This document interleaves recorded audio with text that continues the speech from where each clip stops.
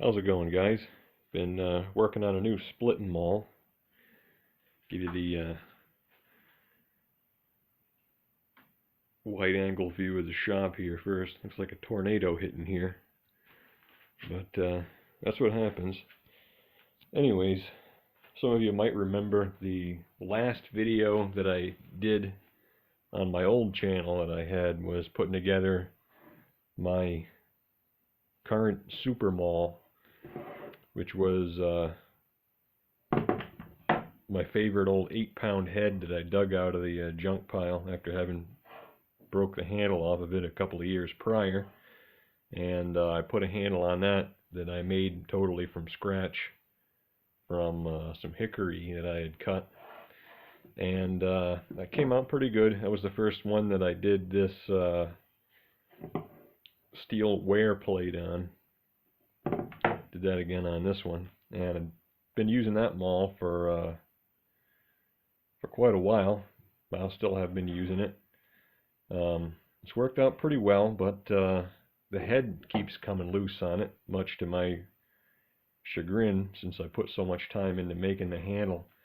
And the issue is with it that on the inside of the eye, there's like a raised band around the inside of the eye, so that the wedge, when it goes in, it has a really extreme spread up by the top, and it doesn't go in all that deep either, which means the wedge doesn't really hold as well as a deeper, narrower wedge would, and the wedge always ends up coming out from vibration and the head gets loose.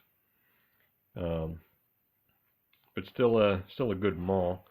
And anyways, this is a new one that I've put together from.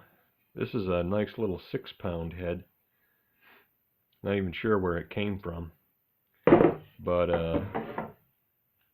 I've done that, and that'll be nice to work with. I've been splitting a lot of pretty easy splitting stuff lately. A lot of ash and straight grained red oak, which all pops pretty easy.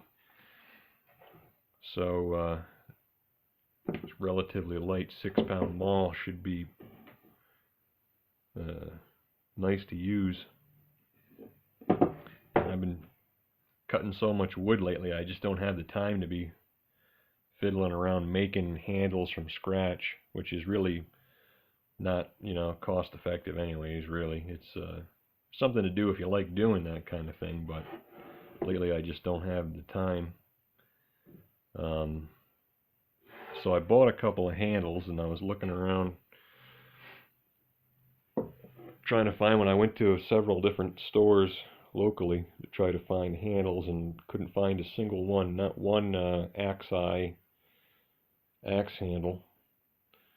So I ordered them online, and the first ones that I looked for, I'd seen Log Cabin Looms had highly recommended this Bowman handle company, but their website is apparently defunct. Has been for a while. He buys his at some local chain hardware store out there in North Dakota, but I've never seen him in any of the stores around here, and can't find where to get them online either. So looking around at different places on forums, seeing what kind of handles people recommend. Another name that I came up with is House Handle Company, and that's who I ended up getting these couple of handles from. And very reasonable price too. But so I'd ordered these couple of handles and some extra wedges, and their handles all come with a free wedge as well, but I bought some extras, and pretty reasonable price, like I said. And after I had ordered them, I noticed that Skill Cult had done a video a while back where he bought some of them and had kind of a bad experience with them. But I had already bought him at that point. He had some trouble with his handles being warped. They're probably made from wood that wasn't dry enough, and you paid a couple bucks extra for the hand select grade ones, like I did as well, and got some bent handles and didn't work out well. And they did end up refunding his entire order, but whoops. Um, but other people recommended them, and I got mine, and I have to say I'm pretty happy with the ones that I got. So, um, I think they're worth buying from. House Handle Company. Excellent for the price. The grain on these really could not have been too much better if I made them myself out of hickory that I split out. Um, so I don't know when Skill Cult got his, maybe it was somebody's first day or somebody's last day for that matter, or something happened. Maybe they stepped up the quality since then, or it was just some kind of a fluke, but definitely nothing wrong with these handles. They're better than most of what you do see in the local stores when they have them.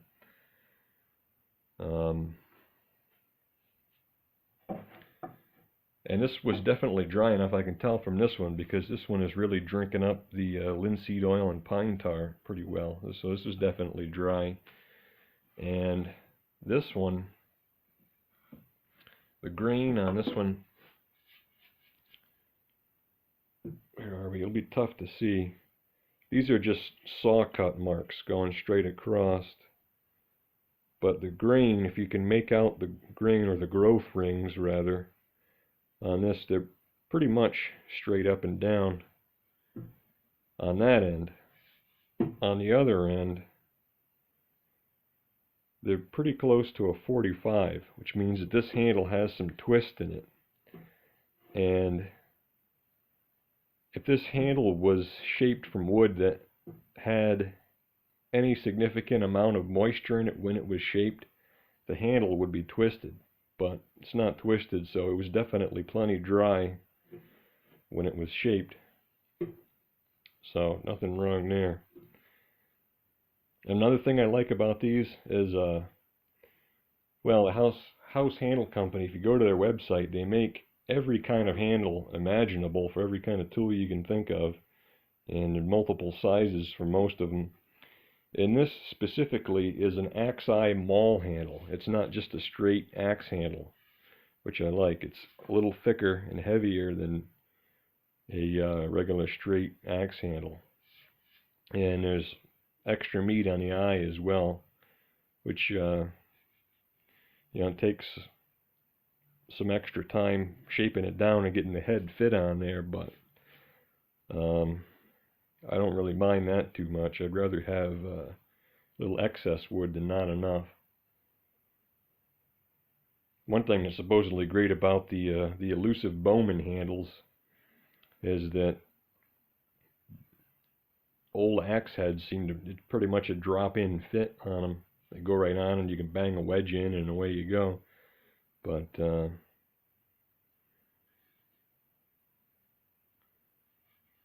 these give you plenty of room to work with anyways for odd shapes and sizes. So great for the price, which the base price on these particular handles were like, I think $9.70 for the AA grade, plus $2 extra for hand select, and plus 50 cents extra for no lacquer. There's no lacquer or varnish or anything on it. And both of those are well worth the price, I think, the hand select and no lacquer. But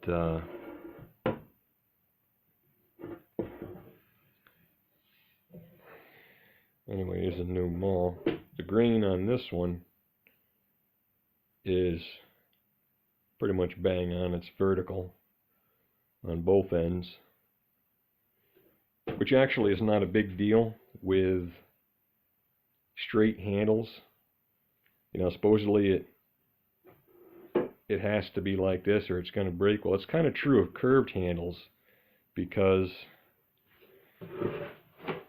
on a curved handle, if the growth rings are running this way and you have curves in the handle, you're going to have grain run out on the curves where it'll break. But with a straight handle, you don't really have that issue.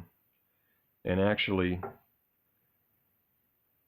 the difference there is that with the grain like this, running this way, it's a much stiffer, more rigid handle. And if it's the other way, it has a little more flex to it and not so much shock.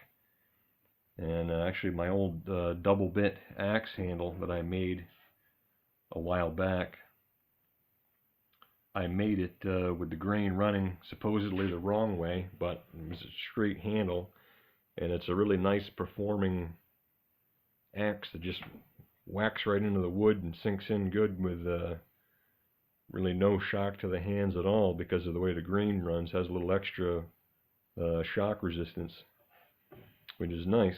So on a straight handle, you know, it could be either way. I think I wouldn't be worried about the grain. I would actually, this one, well, on this end anyways, because it's twisted, it's at like a 45. I think it would actually be preferable to have it straight across the supposedly wrong way than to have it like that. I'm not quite sure what that'll do as far as stresses in the wood. I'm not really worried about it, but I think on a straight handle it would actually be better to have it across rather than at an angle. But just a theory. It's pretty good on this end anyways. So good handles, I would recommend them. I'll definitely try out some others on some old axe heads I've got laying around. And well, probably nobody's that interested in splitting mauls, so this video is probably going on way too long already.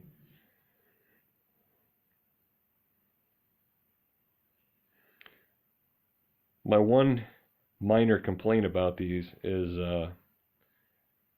well, every handle comes with wedges, which is great. Comes with the wooden wedge and one steel wedge, but it's a little bit of an annoyance. Well, I really can't complain because it's a free wedge, but they only give you one steel wedge, and you really need two to do it properly. But I bought two extra axe wedge sets, and they both came with the wooden wedge and two steel wedges. So if you get wedges from them, I'm fairly certain you'll get the two steel wedges. But with the free wedges, with the handles, they both only came with one steel wedge. But I just used one of them other ones from the sets, and I actually ground them slightly narrower so it would fit higher up there, the narrow part of the eye. This one actually I took down just very slightly as well. I think they come in different sizes. Those were the large size ones, and without grinding them down, they're an inch wide. But no problem to shape them to fit a little bit. And the wedges were good as well. Some of the wooden wedges were a little bit thick on the pointy end, but it's not too hard to sand them down a little bit too. And the steel wedges also were excellent. They kind of have teeth on them to keep them from backing out.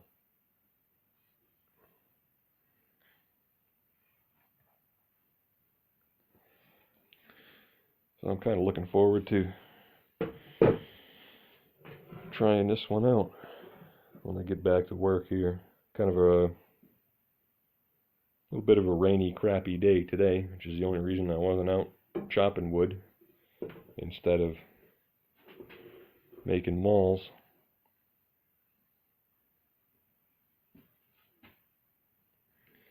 But anyways, that's that. Try out House Handle Company. Little sneak peek here. Puko I'm working on. I'm going to do a stacked leather handle on this one. I've actually done quite a few knives that I didn't bother showing off on YouTube since the camera situation kind of sucks.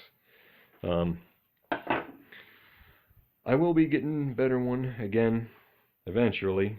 I keep saying when the next sale comes, but I keep finding other things to spend money on. Alright, that's it. Probably nobody's watching at this point anyways.